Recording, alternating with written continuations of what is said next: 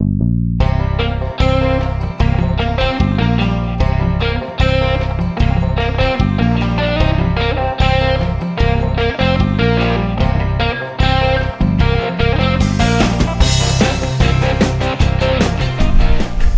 day and welcome to Cooking Keto Southern Style with Randy. It's Labor Day and that means barbecue. Before we start barbecuing, I have a little backstory to tell you. I am the 5-time reigning pork queen of PorkFest. You probably have never heard of it. It was a group of friends for 5 years who got together. We had a cooking competition based around pork. Each year I entered a different dish, and each year I won. And the reason was my secret dry rub. And so today I'm going to take my award-winning dry rub, share it with you, and we're going to convert it to keto. You can use this dry rub on any kind of meat that you want to smoke. And it always has a great flavor. Before we actually get to the dry rub, we need to get our smoker ready. And in order to do that, you need to actually choose a wood chip that you're going to use to smoke with. There are many that you can choose from, and you may have a favorite. I would encourage you to try several different wood chips. They each bring a different flavor profile to different types of meat. Today we're going to use pecan. This has become my family's favorite chip to use. Along with, sometimes I will incorporate peach chips in with the pecan chips just to give it just a little more sweetness flavor from the peach wood.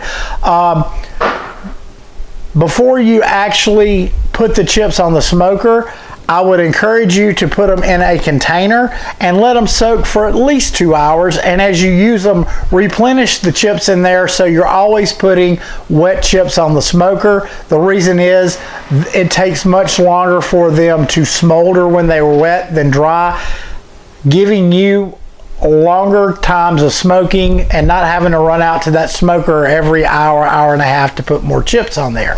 So I'm going to clear off the counter here and we're going to get to my award-winning Pork Queen dry rub.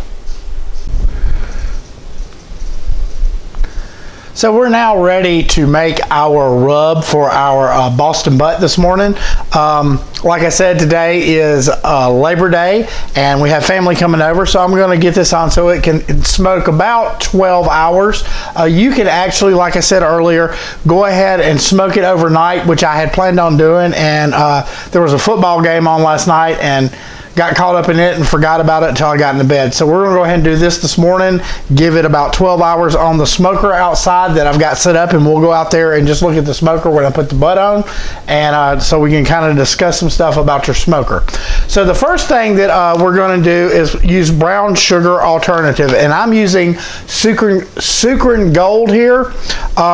This is a 1-for-1 replacement, and we're going to put approximately about a half a cup in there on what I'm mixing for my rub. I never measure this, which probably would be a good thing so I can give you an exact recipe. I'm going to kind of give you just estimates. You can, at the end, we'll taste this and decide what other spices and herbs we may need to put into it. So about a half a cup of the Cukrin Gold brown sugar alternative into the bowl. Then you use black pepper, or I have 7 pepper here. I really like this. I get this at a local grocery store. We're going to put some 7 pepper in there, and this is made by Saucer. So if you can find this, it really works well. It's got black pepper, white pepper, red pepper, bell pepper, a little jalapenos. I forgot what, all 7 are in there. One of my secret ingredients to my award-winning rub here, and like I said earlier, I have actually won 7 years in a row the Pork Queen contest that a group of friends of us used to have, and I won all 5 years that we did it, and it was basically because of the rub. It's not the meat. So this is probably about 2 teaspoons of a ground mustard. It's dry, so ground mustard, about 2 teaspoons I'm guessing. About a teaspoon of cumin. No, I'm gonna say a half a teaspoon of cumin. So there's about a half a teaspoon of ground cumin, about a fourth of a teaspoon of chili powder. Now, if you use too much, you can really taste it, but if you just use, like I said, about a fourth of a teaspoon of chili powder, it gives it just a little subtle flavor, and you don't overtaste the chili in it. Garlic powder. And you notice I'm not using any salt, and I'm going to use about a teaspoon of garlic powder, and then onion powder, and we're going to put about a teaspoon of onion powder in there as well. And then finally, if you noticed, I did not use any salt like garlic salt or onion salt. We're going to put pink Himalayan salt in here, and it's probably close to 2 to 3. Well, with this, we're going to start off with about a teaspoon and taste for saltiness. And I said finally was the salt, but it's really not. The final ingredient is about a half a teaspoon of celery seeds. And like I said, I eyeball this together. Oh, I said that was the final recipe ingredient. That is not. The final one is the paprika, which makes it, gives it a little subtle flavor as well, but it also makes it start off looking the red color. Oh, and that's probably about 2 tablespoons, maybe 3 tablespoons, and I may actually add more to it. So I'm going to mix this together, and then we're going to give it a taste. So now we're going to mix this up.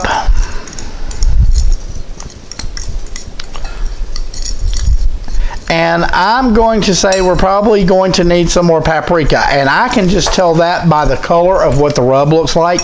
It is a more right now on the brown side, light brown, golden brown, and I really like for it to look red. So I'm going to go ahead and grab another container of paprika and add it to it. I've got another container of paprika. We're going to go ahead and open that up, and this is brand new, and I usually, when I run out of one, I will go ahead and buy another. So I will add paprika onto my list. I hate to get ready to cook and go up into my spice cabinet and not have what I want. So get all the seal off the top. So whenever you put the lid on there, it actually seals back up and doesn't get air. So we're going to probably add another 2 tablespoons and bump it around.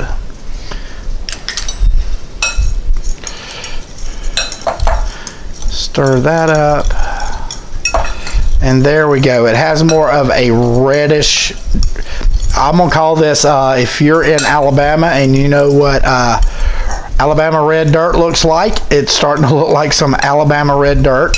I'm gonna bring that up to the camera just a little closer, and you probably can see all the spices that are mixed into there. A lot of that is the 7 pepper, and right now we're going to give it a taste test just to make sure it has enough salt. So I'm going to take just a pinch.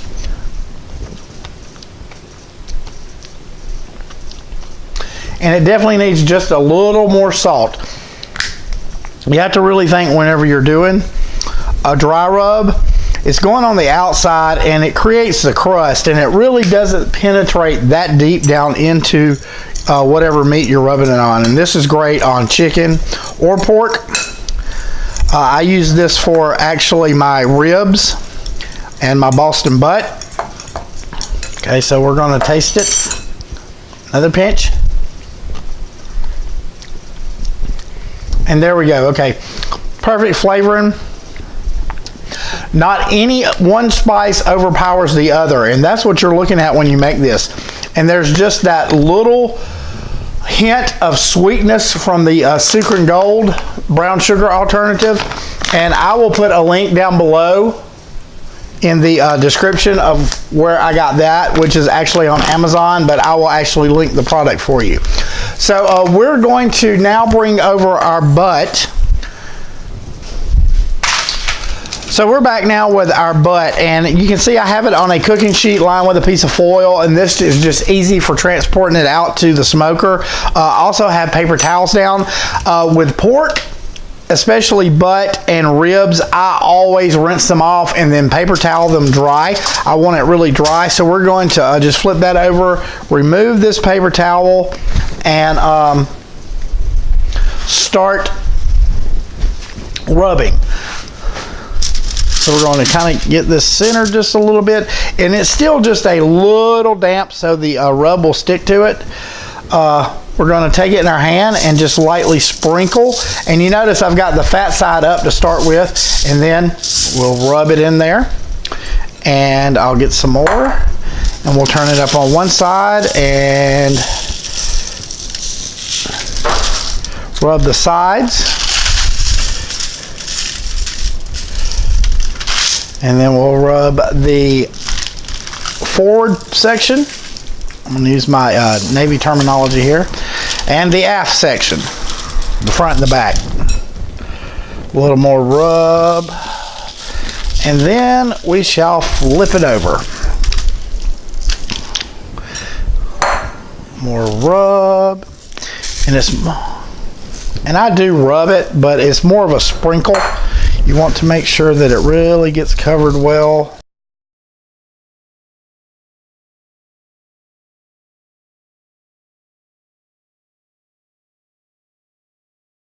So now we have this nice and rubbed, and I have right here in this bucket the, oops, let me see, there we go. In this bucket, the actual pecan chips for the wood that I'm going to be smoking. And usually what you need to do is actually have your container and let this soak a good, I will say 4 to 6 hours before. I always do a container the night before, so I already have wood out going on the smoker now that I soaked last night, and in probably about 2 hours we'll add some more of this. This is just a bag that when we discussed earlier, it's the pecan chips. You can use chunks. Chunks last longer, and we'll discuss talking about putting the chips out on the electric smoker that I'm using. So when we come back, we'll be outside at the smoker. So we're now outside on this lovely gloomy Labor Day. We have a tropical storm out in the Gulf, so it is very overcast, and I'm going to have to get out here by the pool in a little bit and start collecting some stuff and bring it inside. So I have my smoker going. When I open the lid, you'll see some of the smoke come up. There is the beautiful smoker. We'll set this down for just a minute on the concrete, and I have my butt over here. I have 2 forks that I have stuck into the side, and we're just going to lower this down into the center, and then we're going to put the lid on. And now's all we need is some time and just some low heat and smoke. And like I said, 10, 12, 14 hours depending on the weight of how much your butt was. How big your butt is, isn't that funny? Now I'm going to take the middle section off with the water pan in there, and you can see down here on the, oh, no you can't. There we go. You can see down here on the coal, I have sprinkled just the wood chips that I had soaking out onto the coal, and what it does is it just slowly smokes. It slowly burns. If you put them down there dry, then they will actually ignite. So I'm going to put my smoker back onto the bottom where the coal eye is, and we're going to let this go for about 10 to 12 hours. And when we get back, I'll have it off and we will actually chop it up. So here is our delicious Boston butt that we smoked with the pecan wood and the secret Pork Queen's rub that you now know.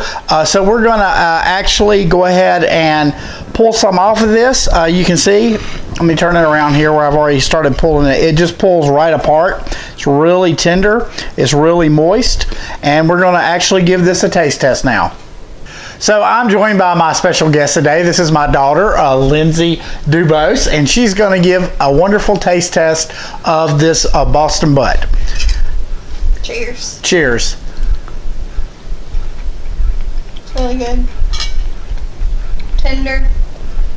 What do you think about the rub, the actual outside the bark? It's good. Because I changed the rub to make it keto, so there's actually no real brown sugar in there. There's a brown sugar alternative. I can't tell the difference. Okay, well, good.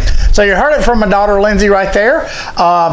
If you try this recipe, make sure that you give me a thumbs up or a thumbs down right below the video here, and don't forget to subscribe to, oops, I did that wrong. Don't forget to subscribe to my channel and leave me comments. And if you have a Southern recipe challenge for me, post it down below in the comments and I will accept it and do my best to do it. And for this wonderful Labor Day that is now pouring down rain, y'all have a great day.